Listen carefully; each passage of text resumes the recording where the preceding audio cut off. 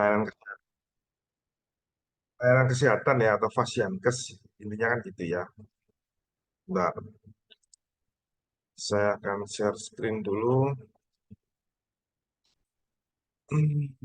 Ya, gitu ya. Semoga terlihat dengan jelas. Eh di TM ke-12 ini nanti kita akan mencoba berdiskusi dan analisis data ya terkait dengan laboratorium atau layanan apotek yang di awalnya bahwa seakan-akan seolah-olah seandainya kalian ini eh, menjadi kepala laboratorium atau menjadi kepala administrasi laboratorium atau menjadi kepala apotek. Ini apotek apa apotek ya? Apotek,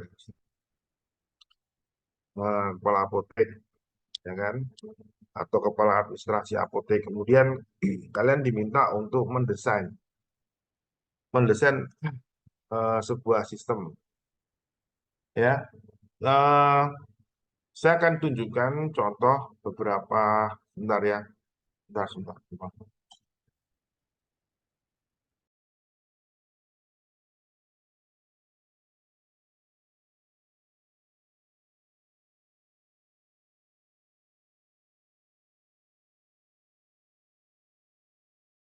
Ya. Jadi saya akan ambil contoh alur pelayanan laboratorium misalkan di sini dari Kabupaten apa ini Sukoharjo ya. Tentu saja ini letaknya di mana di Pasienkes ya. Saya kira untuk laboratorium yang ada di misalkan Sigma, kemudian Rodian, mirip-mirip juga kan. Yang pertama pasti ada pasien. Pasien di sini adalah pasien yang akan diperiksa atau akan diambil sampelnya untuk pemeriksaan laboratorium. Pastilah dia melalui sebuah proses namanya pencatatan pendaftaran atau registrasi ya, entah itu di loket atau mungkin di online. Mereka langsung daftar di online, bla bla bla ya. Dalam hal ini kalau di alur yang saya tunjukkan ini kan cara masuknya ada beberapa ini. Eh, rawat jalan, rawat inap, atau mungkin eh, dia secara mandiri untuk mendaftarkan sendiri. Boleh kan? Boleh. Saya kalau mau memeriksakan diri saya sendiri ke lab kan boleh, ke Saiful Anwar misalkan. Atau mungkin pasien itu ke poli dulu melakukan apa pemeriksaan di poli, rawat jalan. Kemudian ada satu lagi UGD ya, nanti kita bahas. Atau mungkin pasien tersebut posisinya sedang dirawat. Ya kan pernah terjadi ya saudara atau mungkin tetangga kerabat kita yang posisinya sedang dirawat, kemudian dicek lagi, diambil darahnya untuk mengetahui perkembangan dari perawatan kesehatannya. Atau mungkin pada saat pemeriksaan di poli, kemudian dokter di poli menyarankan untuk di apa diperiksa secara eh, laboratorium. Ya. Kemudian ada beberapa di sini kalau yang rawat inap itu pengelolaan spesimen, pemeriksaan spesimen, kemudian hasil dikirim ya. Kalau lewat jalan ini mendapatkan nomor antrian, kemudian pengambilan spesimen, kemudian ini ranahnya labnya sendiri kan. Kemudian kalau yang mandiri juga gitu, pengolahan spesimen, pemeriksaan spesimen, dan pasti hasil. Jadi ujung-ujungnya dari pengambilan input kan mirip seperti sistem juga, toh. Input, proses, output. Inputnya itu pengambilan spesimen, kemudian pengolahan sampel, sampai nanti ujung-ujungnya outputnya berupa hasilnya apa. Itu basicnya seperti itu ya. Sehingga kalau kalau kita berbicara data, kita bisa melihat dari sebuah alur di sini ya. Eh, apa yang perlu dicatat di pendaftaran, kemudian apa yang perlu dicatat datanya di dalam pengolahan spesimen ini atau pengambilan sampel kan gitu kan. Kalau mendapatkan antrian kan nggak perlu ya catat gitu kan. Kemudian apa data apa yang disimpan, data apa yang diproses, ya kan, untuk menghasilkan output. Tergantung, berarti outputnya ini diperoleh, output itu kan diperoleh dari sebuah inputan, ya pasti kan gitu, atau bahkan dari sebuah proses, ya proses, kemudian ada di proses itu ada penyimpanan, kemudian penyimpanan untuk dilakukan output, ya. Nanti kita lihat. Kalau di UGD bagaimana? Prinsipnya sama kan? Ada pasien umum, pasien asuransi, kemudian ini masuk ke IGD, kemudian ini petugas lab mengambil pemeriksaan yang ditandai, kemudian petugas lab mengambil form pemeriksaan yang ditandai juga, misalkan ditandai oleh siapa? Oleh dokter. Kemudian petugas lab mengambil sampel, kemudian mengambil sampel. Nah, ini adalah proses alur dari layanan IGD. Nah, terkait dengan datanya bagaimana? Nah, ini kalian harus harus mulai mulai belajar ya, mulai belajar. Misalkan IGD ya, IGD berarti menghubungi lab. Nah, dalam petugas lab dalam apa? Dalam mengambil sampel kan tentu saja melalui sebuah formulir kan. Formulir lab yang ada fungsinya untuk mengetahui eh, apa saja yang harus dicatat di situ ya. Oke, teman-teman, sebentar. Saya akan ambilkan contoh formulir lab ya. Sebentar, tunggu sebentar. Sempat kelupaan saya ini. Contoh.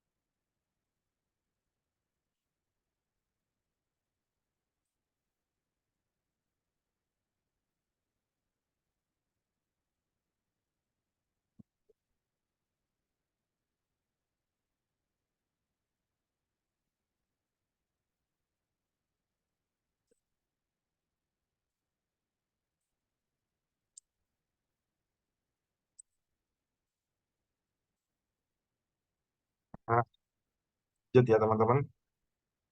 Eh, sebuah data, sebuah data atau sebuah aplikasi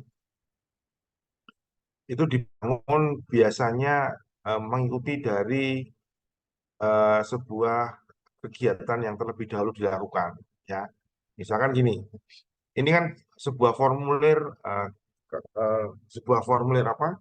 Sebuah formulir pemeriksaan lab misalkan gitu ya, yang yang yang yang dilakukan secara manual atau hard copy ya, gitu kan. Nah, intinya adalah kalau sebuah sistem itu seorang analis sistem atau seseorang yang ditugaskan untuk membangun sistem, dia pasti mengumpulkan sebuah formulir-formulir ini, apapun itu, termasuk apa contoh laporan yang outputnya, ya. Jadi pasti dia selain mewawancara, kan saya pernah bilang ya, programmer ataupun pengembang sistem itu belum tentu paham betul mengenai sistem yang dibangun, ya. Eh, barangkali dia pengalamannya belum pernah membuat sistem laboratorium, sistem yang lain pernah dibuat mungkin. Saya pernah bikin buat sistem akademik. Nah, kemudian dia mendapat tugas untuk membangun sistem laboratorium. Apa yang dia lakukan? Pasti dia lakukan, dia menggali sebuah data atau dia ada proses namanya analisis kebutuhan atau analisis sistem. Ya, ini salah satu contoh data sumbernya. Dia akan menggali data. Dia kayak menggali, dia akan menggali informasi melalui wawancara, melalui apa? Contoh-contoh formulir input yang selama ini ada, ataupun nanti contoh laporannya. Laporan rekapannya seperti apa sih? Contoh slip cetakan untuk pengambilan labnya seperti apa? Contoh mengenai eh, pembayarannya atau kwitansinya seperti apa. Nah, dia akan menyesuaikan. Tinggal nanti biasanya kemiripannya sih di atas 90%. Kenapa kok masih ada gap, Pak? Ya, karena dia akan menyesuaikan dengan beberapa desain yang ada di aplikasi. Meskipun itu kelihatan sama, tapi tetap di dalamnya bisa ada sedikit berbeda. Ya, berarti ini kalau seperti ini data yang dibutuhkan apa? Pasti ada nama pasien ya. Kemudian umur ya. Biasanya aplikasi itu yang penting tahu tanggal lahirnya, umur sudah diproses atau sudah dihitung oleh sistem gitu kan. Jadi nggak perlu menanyakan umur gitu kan. Hanya tanggal lahirnya toh. Kemudian alamatnya, kemudian diagnosis, dan tanggal dan dokter yang me- memberikan eh, advice ya atau saran untuk pemeriksaan. Kemudian nanti di sini tergantung dia pemeriksaannya apa ya. Pemeriksaannya apa urin itu urin lengkap, glukosa, bla bla bla bla bla kan gitu kan. Berarti ini ada proses namanya pencatatan data seperti ini. Kalau ini dibuatkan aplikasi ya, dibuatkan secara aplikasi. Otomatis prosesnya apa? Nah, otomatis nanti saya kasih lihat lagi contoh mengenai formulir hasil eh, laboratorium. Sebentar ya. Kemarin saya bikin materinya hilang.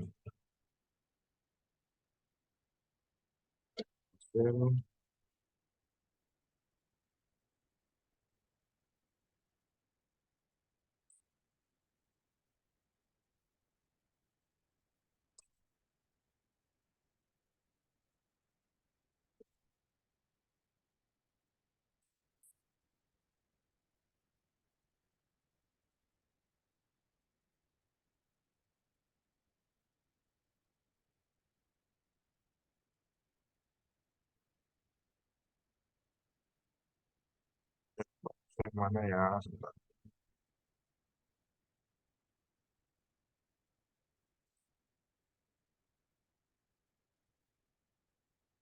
Oke, contoh sebentar ya teman-teman ya. Saya share screen lagi.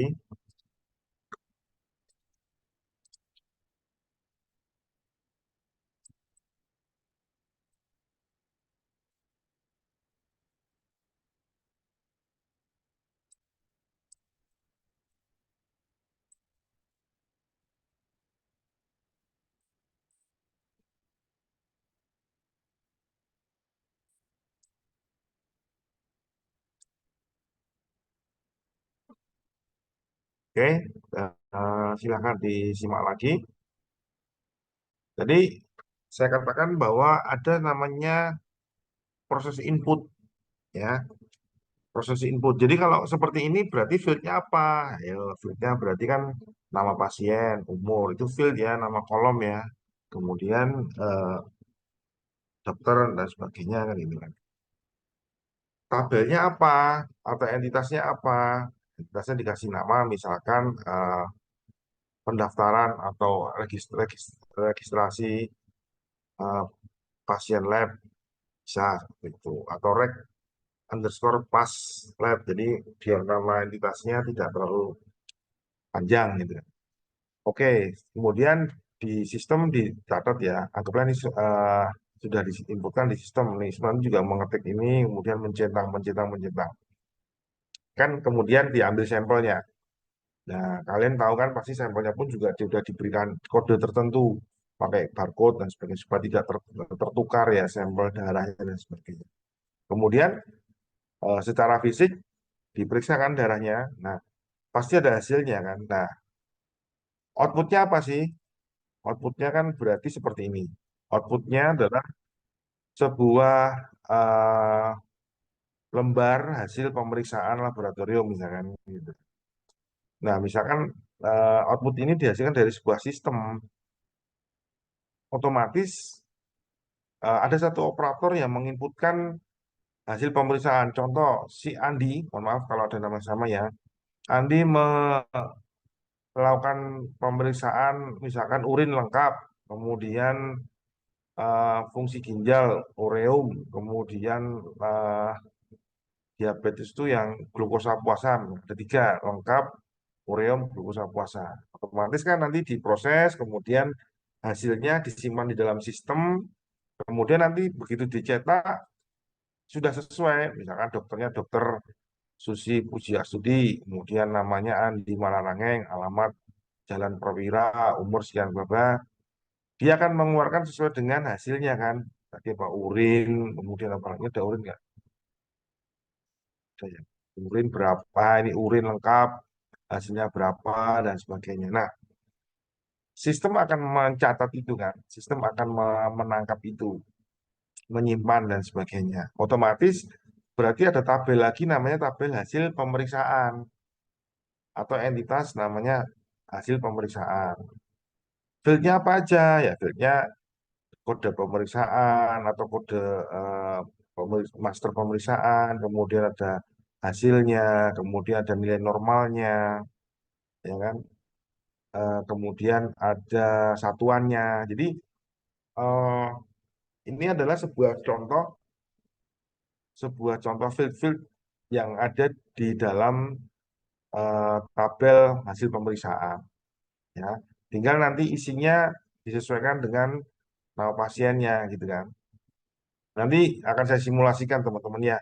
Jadi kalau kalian sedikit bingung, nanti akan saya simulasikan secara role play ya. Role play itu peragaan lah.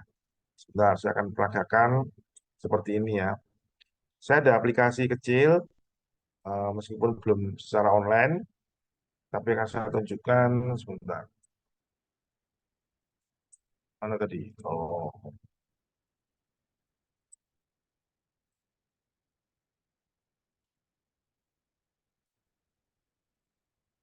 misalkan ini sebuah aplikasi kecil ya, klinik lah, anggaplah ini klinik. Eh, di aplikasi ini masing-masing bagian masing-masing bagian sudah mendapatkan tugas masing-masing, misalkan gitu ya. Bagian front office atau front desk, kemudian bagian back eh, back office atau back desk-nya atau bagian pelaksananya. Seperti yang sebelumnya saya tunjukkan bahwa ada proses pencatatan, registrasi, kemudian ada proses pemeriksaan, kemudian penginputan hasil pemeriksaan, kemudian outputnya kan gitu kan. Sehingga kalau kita lihat di sini, seakan-akan ada petugas dulu front eh, front eh, front office atau front desk-nya untuk mencatat ya. Misalkan dia dia lewat apa nih? Dia lewat poliklinik. Tadi saya tunjukkan ya. Dia lewat poliklinik, kemudian eh, ini nomor rekam medisnya, nomor pendaftarannya, ya. Kemudian misalkan namanya Denny Simakupang, ya. Ini yang tadi saya katakan teman-teman, ini adalah sebuah form yang bisa terdiri dari satu tabel dengan beberapa field atau beberapa tabel dengan beberapa field juga. Kemudian digabungkan, ditampilkan menjadi apa? Satu form gitu kan. Kemudian cara bayarnya misalkan dia tunai, nggak dalam nggak menggunakan asuransi gitu kan. Kemudian dia polikliniknya poliklinik misalkan mata, ya. Kemudian tempat lahirnya misalkan Semarang, tanggal lahirnya dibikin tanggal eh, angkatan kalian itu sekitar tanggal 2000 berapa? 2010 mungkin ya. 2010, 2010 lah, 14 tahun. Ojo.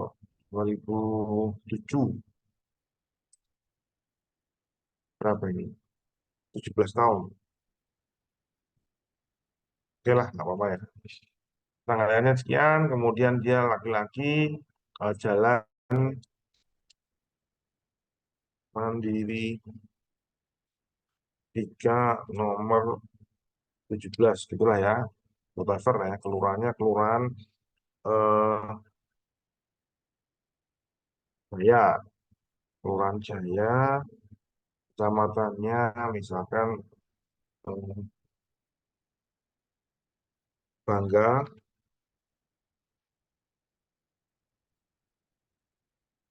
kemudian kabupatennya atau kotanya Semarang, ya kan?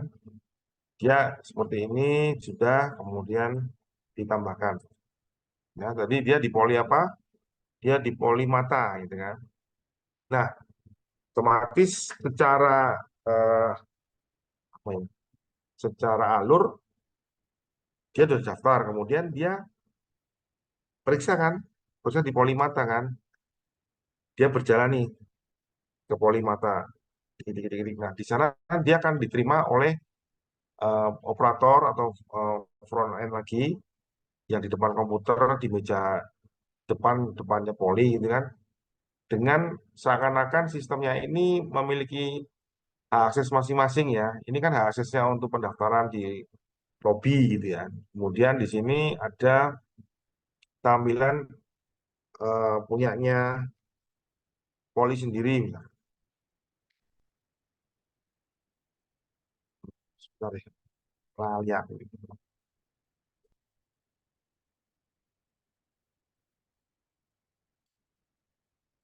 Poli.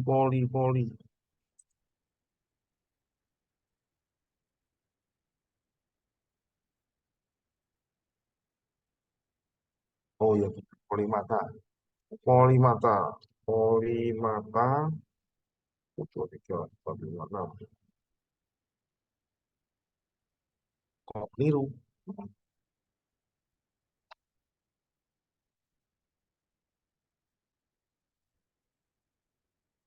Ya, teman-teman ini ada kendala non teknis, teknis,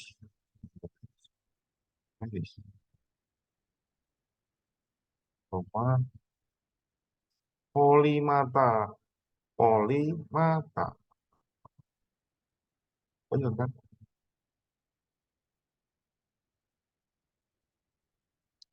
Polimata, dulu,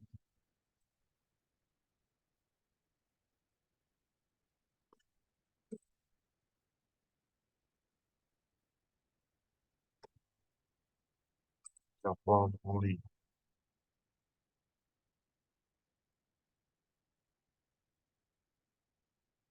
eh, poli, oh,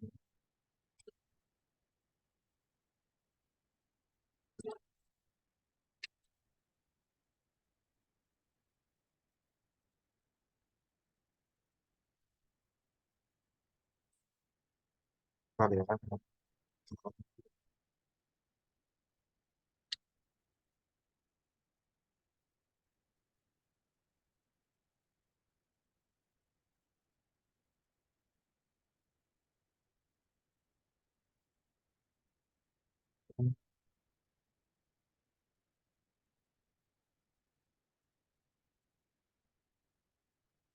Limata, di jadwal poli, di poli,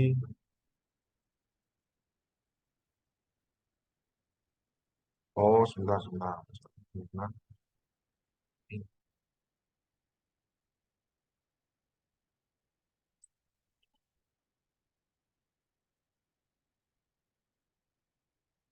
Nah, iya.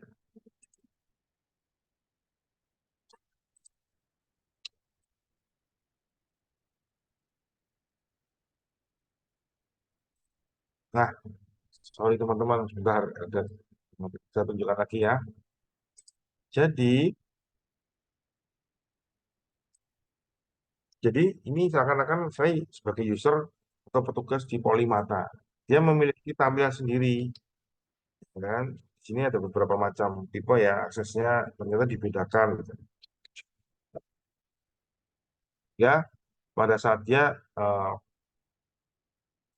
pada saat dia membuka tampilannya itu khusus untuk di Polimata. Kemudian dia melihat pasien polimata tadi siapa yang harus masuk. Tinggi dikit. Apanya? Apanya dikit sih?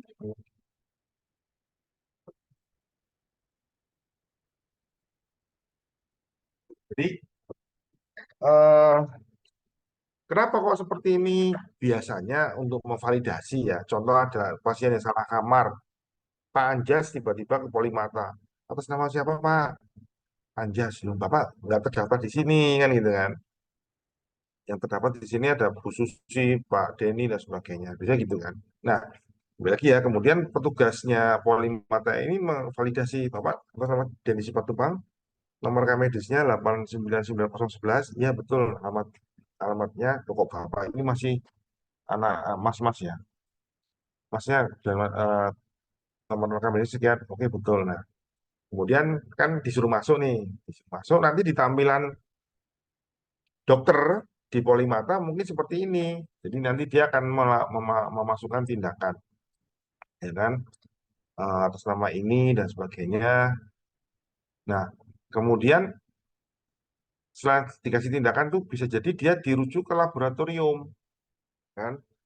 Ke laboratorium. Nah, atas nama ini pemeriksaan urin, urin lengkap, misalkan kan gitu kan, urin lengkap. Nah, sebetulnya kalau aplikasi yang sesungguhnya lebih canggih tadi harusnya pas pas dokter menyarankan lab ini munculnya nanti tadi harusnya munculnya formulir yang ada di sini persis, ya kan? Tinggal di checklist, checklist, checklist, checklist, checklist di sistem gitu kan. Sedemikian rupa, kalau ini kebetulan sistem sederhana ya, jadi menulis menulis apa ya? Menulis manual, urin lengkap, kemudian tadi trombosit, apalagi kita isinya kan gitu misalkan. Kemudian eh, tinggal pemeriksaannya pemeriksaan apa? Misalkan pemeriksaan darah gitu ya. Oh, ini nggak, ini darah lengkap gitu aja lah. Darah lengkap ya. Kemudian diagnosanya mata memerah, mata memerah. Meskipun saya bukan bukan seorang dokter sehingga saya nggak ngerti ya diagnosa sesungguhnya apa ya. Ini hanya seakan-akan aja kita berbicara bukan eh, dari sisi teknologi atau dari sisi metadata tadi ya. Sehingga bisa kalian tebak nggak? Kira-kira fungsinya sistem ini seperti apa? Kontrol kendalinya seperti apa? Nanti permintaan dokter yang ada di poli pada saat pasien itu menuju ke lab itu sudah muncul ya, tidak menulis ulang atau tidak ditanya ulang. Jadi seakan-akan kan kalau kalian membayangkan sebelum ada sistem itu kan formulir nih, dokter nulis di formulir. Nama Denny Simatupang, tetet nomor rekam medisnya ini nanti dengan berdiri bersama dicentangin. Kemudian formulir yang ditulis oleh dokter nanti diserahkan ke pasiennya kan. Nanti pasiennya datang lagi ke laboratorium dengan menyodorkan formulir tadi. Pak, Bu, saya mau memeriksa atas nama siapa? Serahkan formulir ini tadi dari dokter. Centangnya, oh ini. Nah, kalau secara sistem, transformasi datanya juga bisa dilakukan secara auto gitu ya. Apa yang ditulis di sini nanti akan muncul pemeriksaannya yang ditulis oleh petugas lab sehingga validasinya itu akurat kan gitu kan. Tidak perlu mengetik ulang, tidak perlu menginput ulang, kemudian eh, lebih cepat, lebih simpel. Kenapa? Bisa dibayangkan nggak misalkan setelah dari Polimata kemudian mau jalan ke lab di tengah perjalanan ketemu sahabat karibnya, gimana kabarmu? Ngobrol malah. Ngobrol-ngobrol-ngobrol-ngobrol, dilalah formulanya tadi ketelisut, jatuh gitu kan. Atau bagaimana entah gimana, jatuh kemudian nggak ketemu.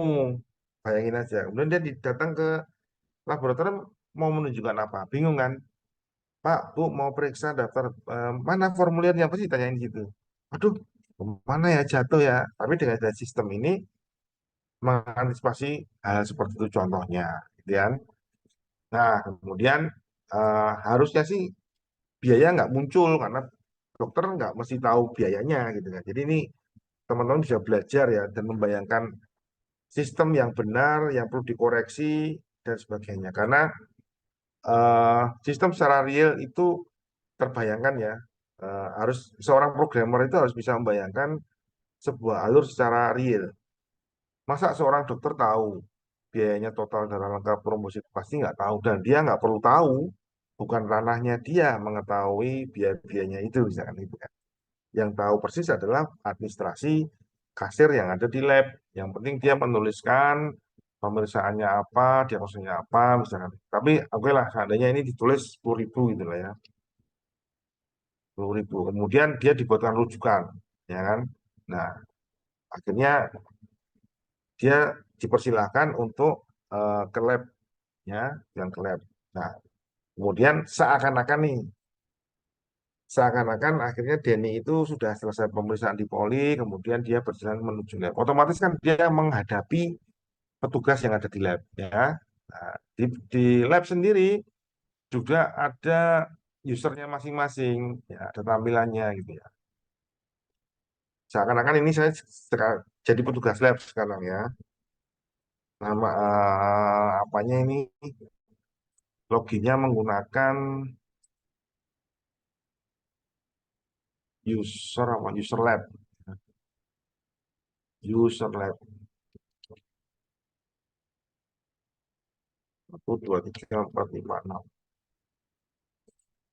Nah, di tampilan petugas lab itu mirip-mirip sepertinya, nggak ya bisa jadi mirip banget tapi nggak banget banget juga lah. Ini kan aplikasi untuk pembelajaran lah ya, tapi cukup cukup memberikan gambaran saya kira untuk teman-teman gitu kan. Tapi semua aplikasi itu tergantung dari kebutuhannya klinik masing-masing, lengkap nggak lengkapnya itu custom ya sifatnya, tergantung kliniknya atau tergantung rumah sakitnya dan sebagainya. Tadi dia datang pemeriksaan darah kan, berarti petugas labnya akan melihat darah. Dia akan validasi lagi, ya kan? Kalau di klinis nggak akan ketemu namanya Denny, gitu kan. Denny nggak akan ketemu. Tapi kalau di darah, kalau tadi dia pemeriksaan darah, diketik Denny akan menemukan. Denny Simatupang ya, terus Denny Simatupang dari tadi dari rujukan dari mana? Polimata ya, betul ya. Ada sedikit apa? Ada sedikit komunikasi kan. Kemudian diambil nih sampelnya karena sudah ketemu apa? Sudah ketemu pasiennya, diambil nih sampelnya, ya, diambil sampelnya, diproses gitu kan.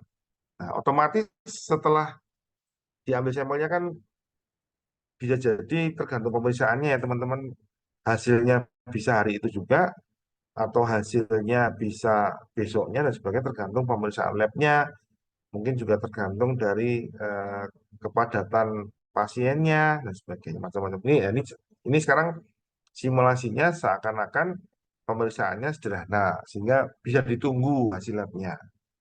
Karena nanti hasil labnya itu bisa dikembalikan ke dokter yang tadi merujuk, ke dokter yang merujukkan ke lab. Untuk kenapa kok dokter perlu eh, pemeriksaan lab? Seorang dokter pada saat untuk memastikan diagnosanya itu butuh data pendukung ya. Kan dokter bukan bukan ahli metafisika ya, bukan dukun ya, yang harus mungkin, tapi dia harus punya data otentik atau fakta terkait dengan penyakit ini itu data dukungnya apa aja ya, harus pemeriksaan lab. Lab itu kan bisa radiologi, bisa tadi lab urin klinis atau pemeriksaan radiologi ya dan sebagainya. Nah, kembali lagi ke sistem tadi, kemudian seakan-akan sudah diambil sampelnya, sudah diproses di alat lab dan sebagainya, petugas lab akan menginputkan hasilnya, ya kan? Misalkan di kategori apa? Kategori pemeriksaan darah itu, ini dari mana tadi? Pastikan dari polimata gitu. Kemudian dia menginputkan. Nah, terus terang saya memang tidak hafal banget satuannya gitu kan. Karena ini seakan-akan simulasi saja ya, simulasi dari sisi alur datanya, dari sisi transformasi datanya. Anggaplah ini saya isi 10, kemudian trombositnya 20.000, nah, gitu kan. Leukositnya berapa saya? eh, intinya nggak ngerti. Tapi prinsipnya sistem seperti itu, menampung ya. Tampung akhirnya datanya 78, 3, dan sebagainya lah. Terus laju endop darah 66, golongan darah misalkan. Ya kan? Kemudian disimpan. Tadi si Denny ya. Si Denny,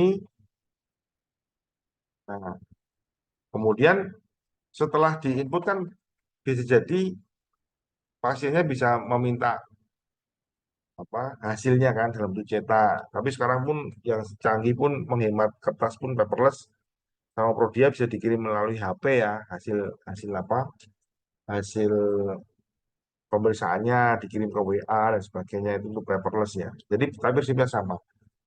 Pasien Denis Simatupang akhirnya mendapatkan hasil entah itu berupa soft copy maupun eh, hard copy kan gitu kan. Nah, contohnya seperti ini. Formatnya pun belum tentu sama seperti ini teman-teman, berbeda-beda. Ya tadi kan ada garis-garisnya dan sebagainya, ada satuannya, ada bla bla blanya kan gitu kan. Tapi ini prinsip sistem lah. Jadi setelah dimasukkan, disimpan, kemudian dicetak. Bisa di save as dalam bentuk PDF juga bisa kan gitu. Nah, kemudian alur berikutnya apa? Alur berikutnya nggak mungkin atau sering banget terjadi bahwa pasien tersebut akan balik ke dokter tadi karena dia belum mendapatkan keputusan dari dokter kamu tuh sakit apa sih dan bahkan belum mendapatkan obat. Dokter belum berani memberikan obat pada saat dokter belum bisa memastikan secara pasti sakitnya apa, diagnosanya apa gitu kan. Akhirnya Denny Simatupang ini kembali ke poli yang tadi, ketemu petugas poli dan ketemu dokter di poli kan gitu kan. Nah, apa yang terjadi di sistem teman-teman? Nah, ini seakan-akan sekarang ini saya sebagai petugas poli lagi kan gitu kan. Polimata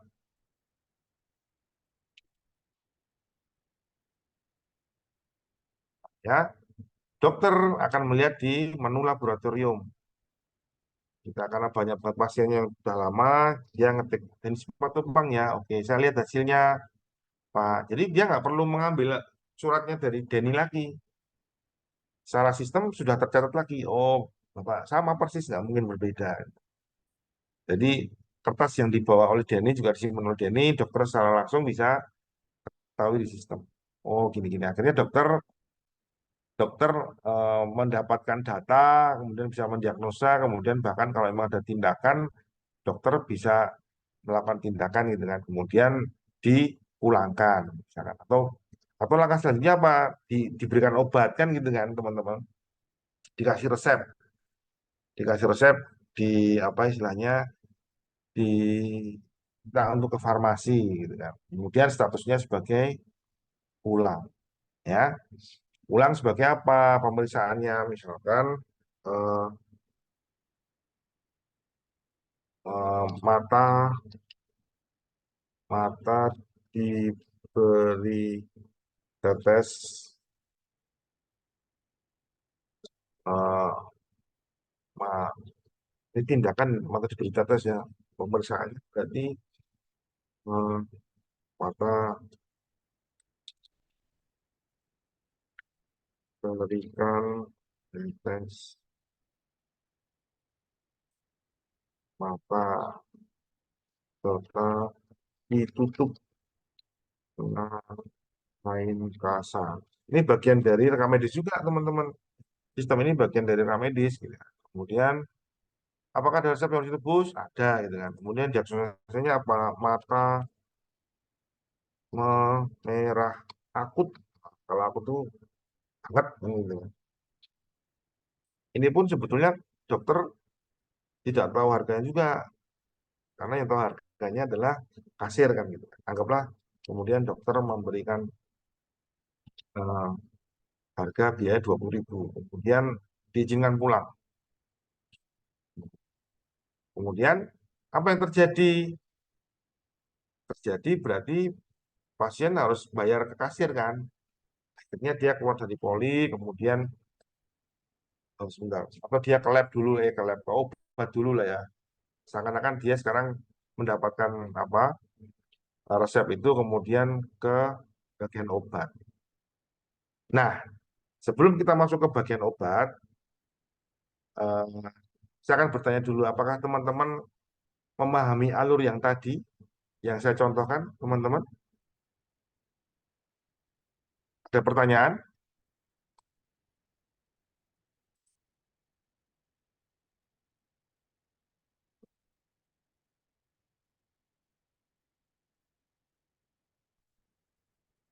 Atau ada yang mau kita diskusikan? Nggak apa-apa, silakan.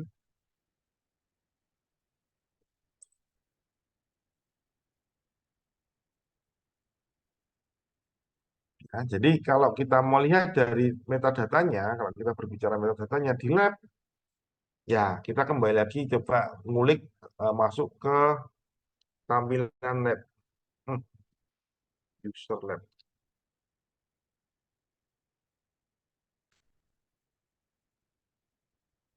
Nah, misalkan pemeriksaan rutin, eh, atau klinis, nah, tergantung. Kalau klinis kan berarti variabel-variabel atau field-field apa aja yang ada di kategori klinis kan gitu kan. Kemudian kalau kategori darah tadi kan terkait dengan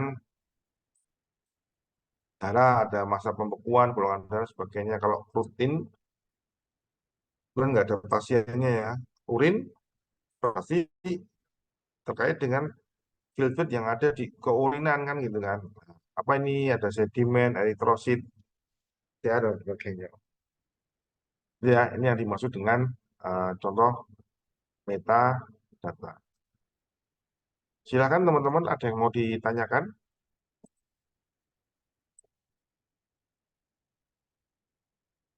Ya, oh iya ya sebentar.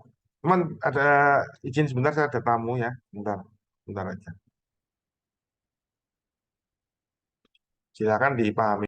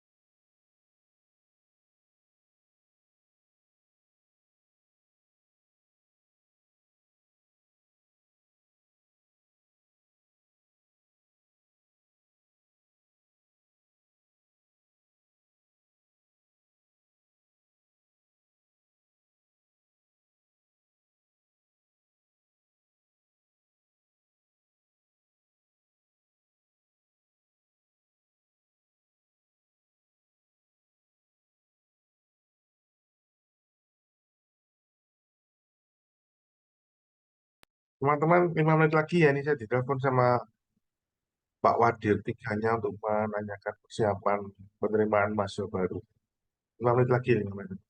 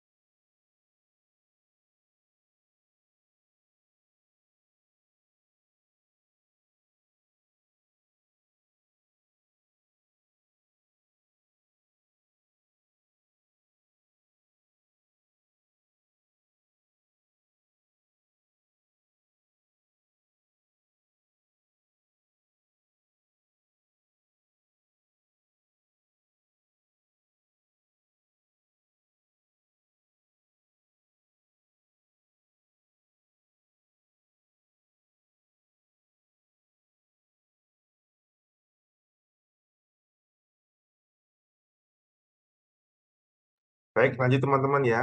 Jadi secara umum garis besarnya tadi seperti itu. Nah,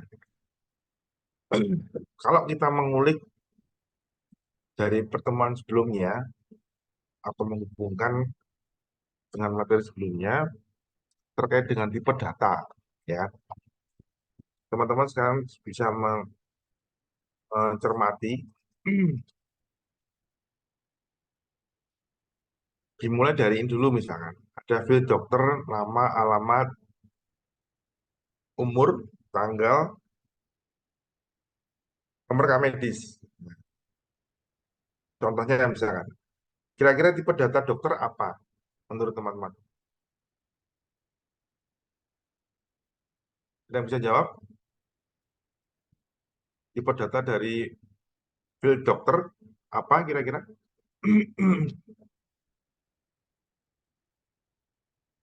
Coba saya sambil mengabsen ya. Lia Eka dari 1C, apakah bisa menjawab? Hadir, Pak. Apa tipe datanya?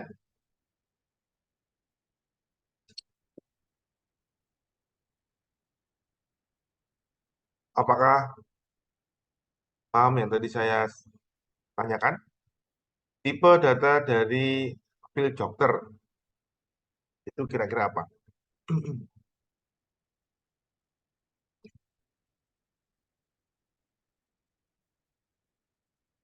Lia Eka Prayoga 1C.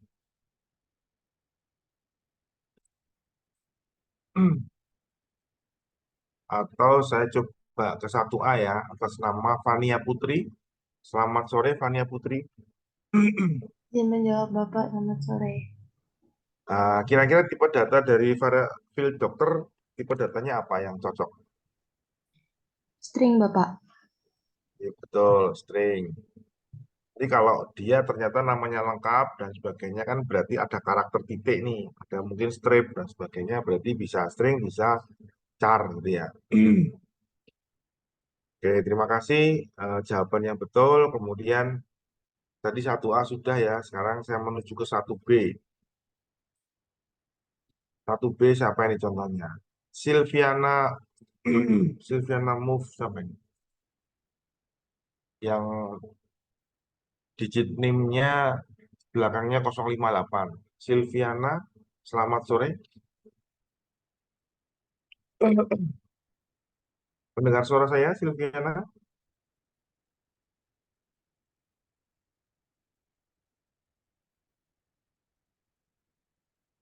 Halo, Silviana.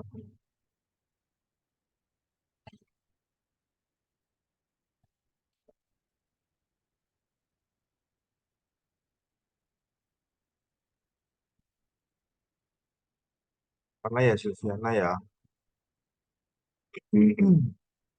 Ya wes, nanti disampaikan ya teman-teman yang lain. Nanti dipanggil Pak Yudi. Berikutnya 1B lagi, Aulia Rizky. Halo, selamat sore Aulia Rizky.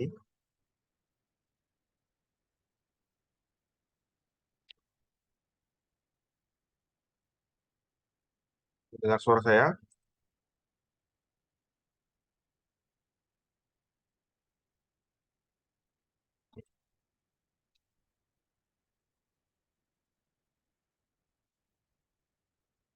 Tidak juga 1B, belum ada perwakilannya. Coba lagi 1B ya. Contoh Siti Nur Hasanah mungkin ya. Nomor NIM terakhirnya digitnya 026. Selamat sore Siti Nur.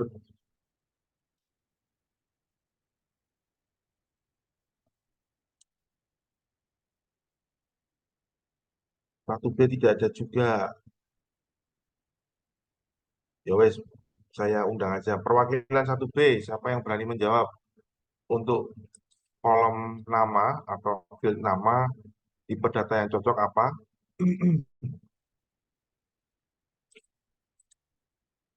Ada yang bisa menjawab? 1B, perwakilan?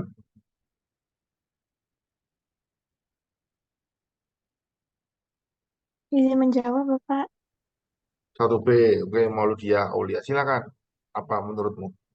Untuk field nama ya Bapak. Mungkin Hmm, tipe datanya adalah string. oke, betul. String ya. Jadi tipe data dokter, nama, alamat, string. Sekarang tanggal, perwakilan dari 1C. Kalau field tanggal itu tipe datanya apa? Amelia Tista dari 1C, nomor absen digit terakhirnya 091. Selamat siang, Amelia. Ya, Bapak. Kira-kira tipe data untuk field tanggal apa kira-kira yang cocok? Integer. Tanggal, tanggal pemeriksaan, tanggal lahir, misalnya. Tanggal itu isinya apa sih formatnya? Hari, tanggal, bulan, tahun. Nah, itu jenis tipe data apa tadi? Kalau yang ada hari, ada bulan, ada tahun, itu berarti tipe datanya apa? Tipe datanya yaitu date, ya. Gampang ya harusnya ya. Pak, date. Jadi kalau kita berbicara tanggal lahir, tanggal pemeriksaan, tanggal pulang, bla bla bla itu pasti tipe datanya adalah date. Kalau yang integer itu cocoknya untuk yang umur, karena umur itu kan eh, isinya adalah 15, 16, 20 dan sebagainya. Paham ya kira-kira ya? Ya, Bapak. Oke. Nanti tugas kalian itu adalah membuat isian tipe datanya, ya. Tipe data dari contoh formulir pemeriksaan ini. Contohnya pakai ini aja nggak apa-apa. Ambil, eh, misalkan nanti bikin kolom aja. Jadi ditulis pakai pakai tabel juga boleh. Tabelnya ini ambil beberapa aja nggak apa-apa. Tapi yang sifatnya apa? Sifatnya eh, bermacam-macam ya. Jangan homogen ya, tapi yang heterogen. Seperti contohnya ini, pemeriksaan urin lengkap, kemudian yang protein, nilai normalnya negatif. Berarti kan ada kemungkinan positif gitu kan, hasil pemeriksaannya positif, negatif, positif, negatif. Berarti kira-kira untuk hasil pemeriksaan tipe ini data yang cocok apa ini? Ada yang tahu?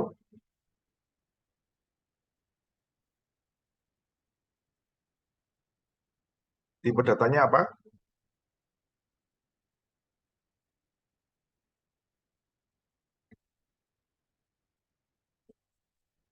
Tergantung, tulisannya kan berarti positif, positif, negatif. Nah, kata positif itu tipe data yang tepat atau yang sesuai, yaitu tipe data apa? Ada yang tahu dari semua kelas ini?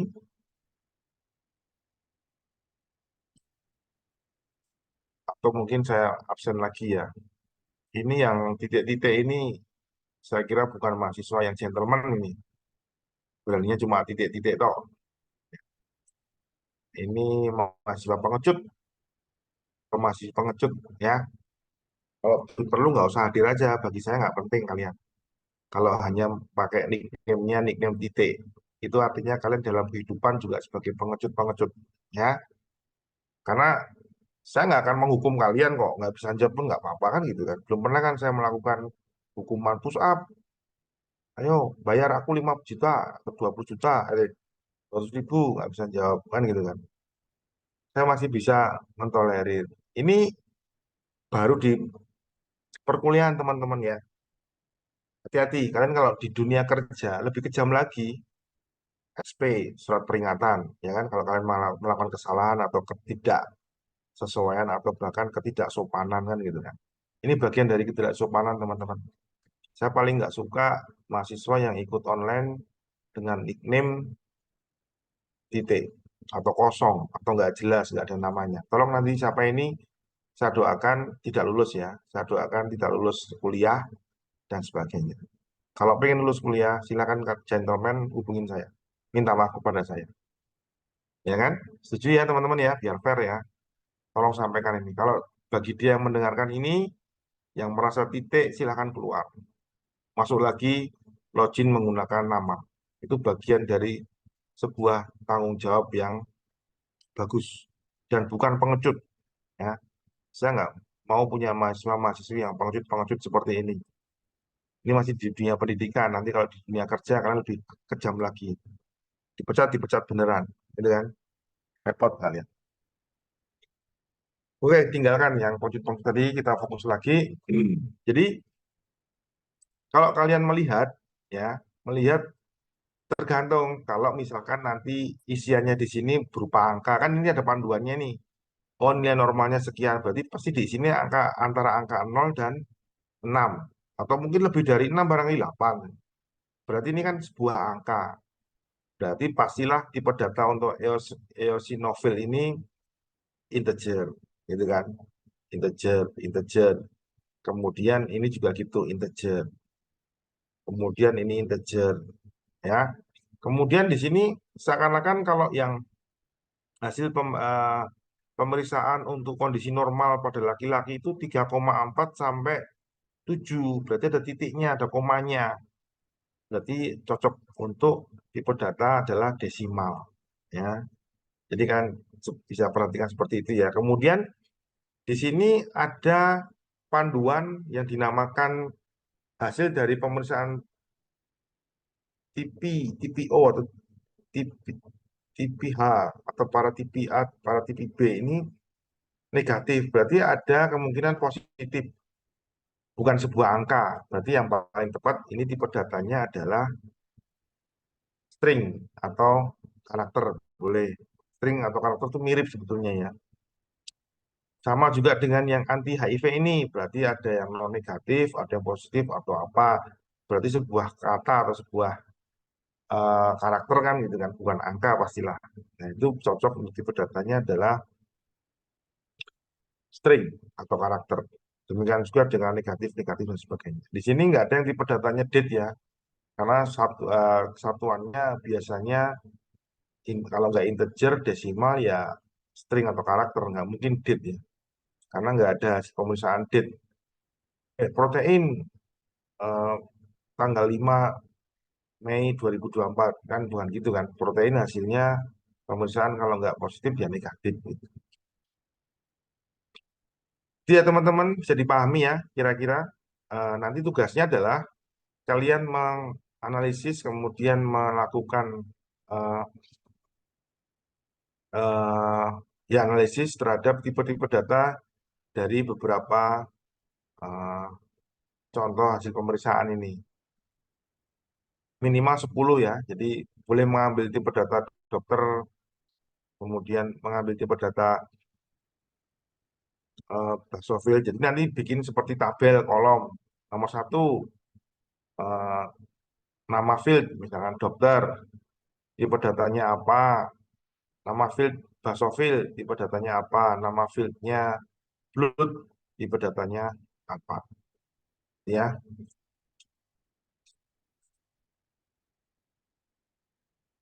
kemudian ini kalau ini, eh, nah ini yang saya katakan teman-teman tadi fungsi boolean atau boolean itu kan true or false ya, yes or no, dipilih atau tidak.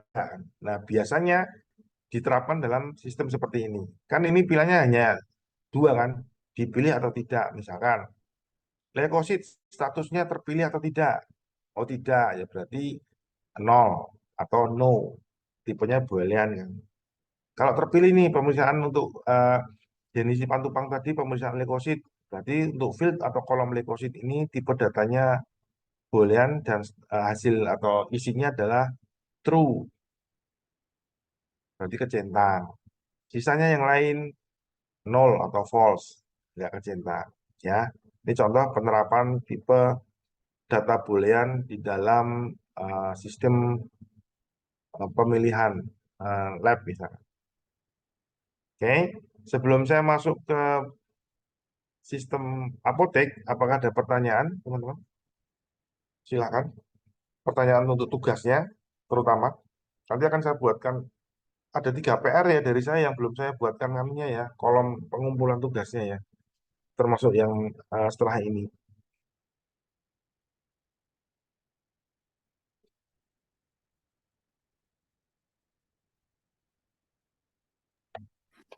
Izin bertanya, Bapak. Hmm, silakan, Anas. Em, untuk string dan char itu dikatakan mirip. Lalu, apakah ada hal tertentu, misalkan kita mau menentukan tipe data tertentu, pada saat itu kita milih string atau char itukah dibebaskan, ataukah memang kalau yang seperti ini harus pakai string, harus pakai char gitu? Apakah ada perbedaan yang signifikan, Pak, antara keduanya? Ada, saya tunjukkan di materinya ya. Sebentar. Materi mengenai string and char. Saya akan coba carikan dulu.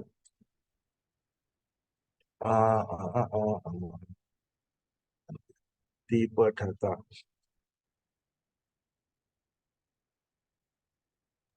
Izin masuk, Pak, mungkin tambahan. eh, Kapan kita memakai string dan kapan kita memakai char, Pak? Betul, oke. Bentar.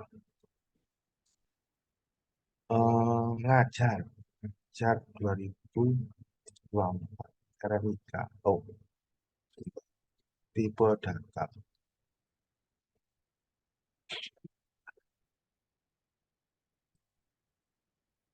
Materiku tipe data kemarin.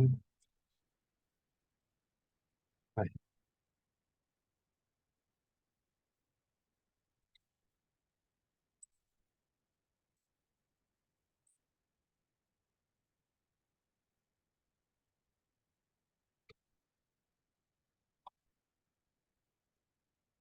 saya carikan dulu ya. Jadi supaya kalian lebih paham materinya.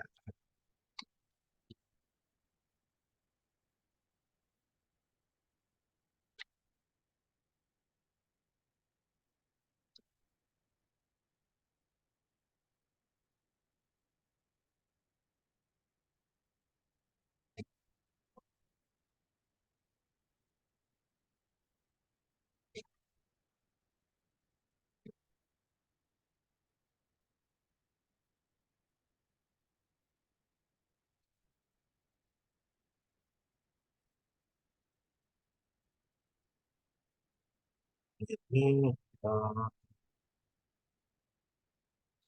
yang apa? Yang tidak begitu, oh di nganu aja kali ya, di Google Classroom juga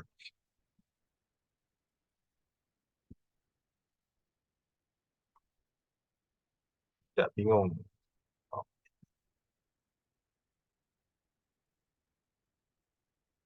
basis data, oh masalah kemarin TM 10 ya,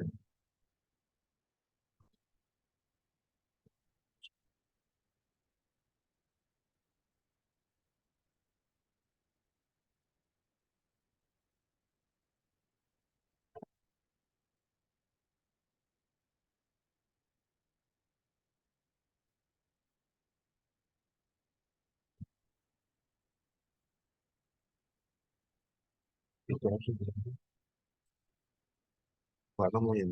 Materi saya belum tak upload ya di komputer. Jadi eh kalau itu ada titiknya, kan kalau isian itu kok contoh-contoh dokter ya, dokter itu misalkan eh, Yosa Pratama S titik POG, ada titiknya kan, kemudian ada mungkin strip-stripnya atau karakter lain. Nah itu lebih ke arah karakter ya, car. Tapi kalau itu murni huruf kayak nip, nip atau nim itu kan ada huruf P-nya, kemudian ada angkanya.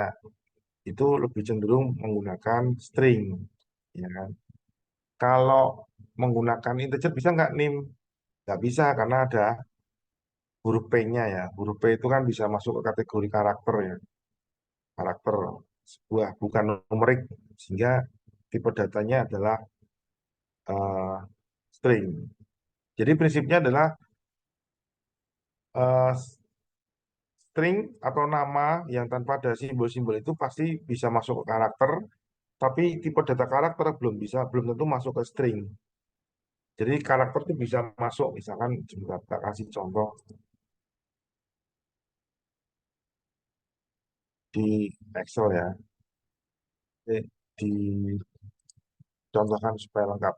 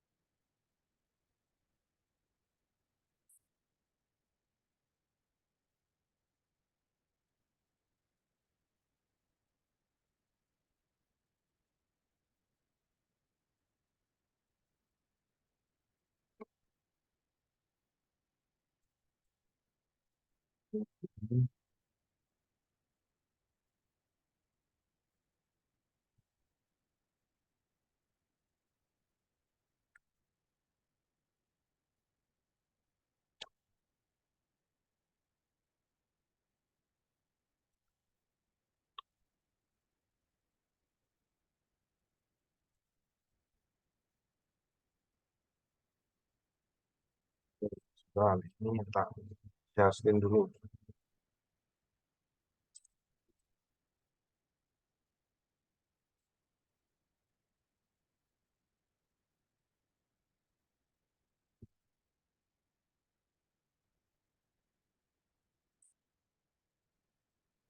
Contoh seperti ini teman-teman ya. Jadi Ada sistem yang memang dia menyimpannya secara lengkap, ya ada gelar-gelarnya, kan penting ya nama dokter itu kan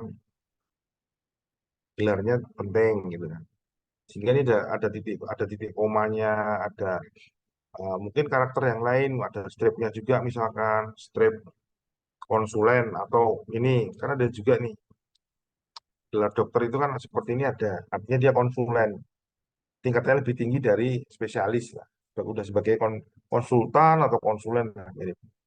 Nah itu yang cocok adalah tipe datanya adalah char kan gitu kan. Sebetulnya tipe datanya cukup string teman-teman. Kenapa? Karena ini full murni hanya huruf ya, tanpa ada karakter-karakter di luar huruf kan gitu kan. Nah, jika seandainya seperti ini, di dalam nama pasiennya itu kan ada ya namanya ada tanda petik-petiknya itu ya, Yusril Isha atau apa ya contoh. Nah, ini cocoknya lagi untuk tipe datanya adalah nah, pertanyaannya terus gimana Pak? Masa ada dua tipe Pak untuk fit pasien? Ada dua apa? Ada dua kemungkinan yang ternyata tipe data pasien ini akhirnya semua dibikin char, kan? Atau pada saat sistem menemukan ada karakter seperti ini, dia diproses dulu, dihilangkan. Jadi ada sebuah kegiatan atau tapi secara sistem ya nggak manual. Misalkan nanti isinya di field atau di formnya ngisinya seperti ini ya. Dia ada satu instruksi kode yang dimana kalau menemukan huruf seperti ini atau karakter seperti ini, dia akan dihilangkan. Ya seakan-akan nanti hasilnya seperti ini. Ya, seakan-akan nanti disimpannya seperti ini. Tapi ini ada suatu proses kegiatan untuk memfilter ya atau mengkonversi ya secara sistem sebetulnya. Ini kalau misalkan semuanya string, tapi ada juga yang juga sebenarnya aman, mendingan tipe data pasien adalah karakter sehingga ada nemu nama orang seperti ini bisa masuk, nemu nama orang seperti ini bisa masuk. Makanya aku bilang string sama char itu bedanya tipis, tergantung dari kebutuhan. Tapi rata-rata yang paling aman akhirnya apa? Orang memilih karakter ya, varchar, char gitu aja. Kalau di dalam PHP apa MySQL itu jarang hanya memilih string itu jarang. Cocoknya string tadi untuk apa? Untuk satu jenis hasil pemeriksaan misalkan negatif hasil pemeriksaan.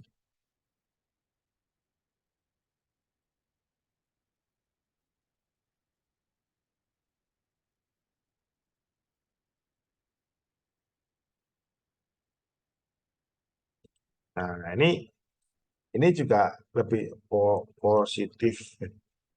Ini juga lebih cocok string, ya kan? Bisa juga ini boolean teman-teman. Jadi ini bisa string atau boolean. Karena apa? Sekali lagi dia hanya true or false kan. Kalau nggak negatif ya positif. Nggak ada setengah negatif. Hasilnya kan nggak ada kan. Atau setengah positif. Atau cenderung positif. Cenderung negatif. Nggak ada kan. Kalau hasil pemeriksaan lab seperti itu. Sehingga cocoknya tergantung programmernya juga. Tergantung dari sistem analisnya. Yaudah dibikin boolean aja. Jadi kalau ketemu satu berarti dia negatif. Positif. Kalau ketemu nilai nol. Kalau tipe boolean berarti nanti di tabel itu ketemunya kalau nggak satu atau nol kan gitu kan. True ini dianggap true, false. Kalau true itu dia berarti positif, kalau nol dia negatif. Jadi antara data real di dalam database dengan tampilan yang ada di user itu bisa dilakukan manipulasi teman-teman atau konversi atau dilakukan penerjemahan ya kan. Bagaimana cara membacanya? Misalkan di secara database itu nyimpennya cuma ini aja satu atau nol, nol atau satu. Tapi kan kadang user operator bingung ini kok temunya satu itu maksudnya apa. Nah, bisa bisa diakali dengan mengkonversi. Jadi jika ketemu hasilnya satu, maka di tampilan formnya aplikasi user tulisannya menjadi positif. Ini nggak usah jadi kepo ya, nulis positif kok nggak bisa ya. Positif. Positif kan gini, gini kan. Negatif. Oke ya. Ah, itu ya. Itu teman-teman ceritanya. Coba kita akan kulik juga. Kita akan cek di database-nya. Database yang ada di aplikasi lab. Gitu. Ada teman-teman. Ini ada di sini. Ya, misalkan contoh hasil lab tadi ya. Ini kan hasilnya, ini ID lab, ID hasil lab itu ID registernya, ini nama pasiennya. Loh, nama pasiennya kok, ID pasiennya kok 185, Pak. Namanya siapa ini Pak 185? Itulah yang tadi saya katakan, di dalam database itu ada yang namanya relasi antar tabel. Ya, ID pasien 185 itu siapa? Ya, nanti dia akan melihat di tabel pasien. Nah, ini tabel ini di 185 itu Denny Sumargo tadi ya, 185. Jadi ini adalah satu tabel mengenai entitas pasien. Apa itu entitas pasien? Satu tabel yang menampung karakteristik dari data pasien. Ada jenis kelamin, ini kebetulan PL gitu kan. Kemudian tanggal lahir, bla bla bla. Kemudian ada hasil lab. Kemudian yang di yang dicatat adalah ID-nya saja. Nanti kalau nanya ID 185 itu tempat lahirnya di mana sih? Sudah, dia akan menghubungi ke tabel pasien, kemudian ID-nya sudah ditangkap, tinggal dicari tempat lahirnya. Ini Denny Sumargono ya. Jadi harusnya Denny Simatupang ke Delep. Ah, banyak di Bojonegoro kan gitu kan. Kalau kita lihat eh, fieldnya, tipe datanya di dalam satu manajemen database itu, misalkan kita klik di tabel hasil lab, kemudian kita ke struktur. Nah, ini teman-teman. Kebetulan ini hanya semuanya integer ya. Kemudian ada timestamp. Jarang sih menggunakan timestamp. Biasanya ini menggunakan adalah tipe datanya adalah date. Gitu kan. Hasil lab darah. Misalnya. Hasil lab darah kita lihat strukturnya. Nah, main amannya dia menggunakan varchar kan gitu kan. Varchar itu kan bisa masuk strap-strapnya, garis miringnya kan gitu. Itu biasanya. Kemudian kalau yang positif negatif itu tadi yang kategori urin kalau nggak salah ya. Urin. Oh, ini ada negatif positif. Oh ya, tetap tetap varchar ya. Ya, tetap menggunakan varchar. Varchar eh, untuk bisa menampung angka maupun huruf. Ini contoh teman-teman dari aplikasi yang kecil tadi itu atau saudara tadi itu ada sekitar kalau nggak salah 25 tabel ya. Ada sekitar 25 tabel. Di mana tabel itu yang saya katakan sebagai nama entitas ya. Kalau terkait dengan entitas pendaftaran apa sih? Ya, terkait dengan ini ID pendaftarannya, kemudian ID pasiennya, kemudian nomor pendaftarannya, poli apa, tujuannya, poli 121. Tahunya dari mana poli 3 itu apa, Pak? Ya, masuk ke database atau ke tabel namanya poli, tabel poli.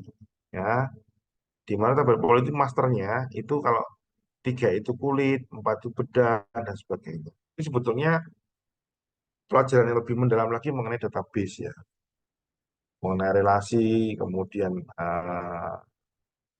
jenis relasinya kan tadi ada many to many, one to one, dan sebagainya. Ini yang tadi saya katakan bahwa foreign key dan primary key ya. Ini primary key itu ada di sini. Nih, primary key dari tabel poli ya, tabel poli ini siapa? ID poli. Karena dia nggak mungkin atau kode poli atau apa nggak mungkin duplikat dan itu harus harus diisi. Itu teman-teman sekilas mengenai eh, tipe data, tabel, entitas maupun field yang ada di aplikasi laboratorium. Teman-teman mau izin ini mau lanjut atau istirahat dulu kalian untuk sholat maghriban? Izin menjawab Bapak, mau Hah? maghriban dulu. Sholat, sholat dulu ya, sholat maghrib ya. Ya wes, saya beri kesempatan kalau mau live juga silakan nanti join lagi. Kira-kira sampai jam berapa mau join lagi? 30 menit cukup atau 45 menit?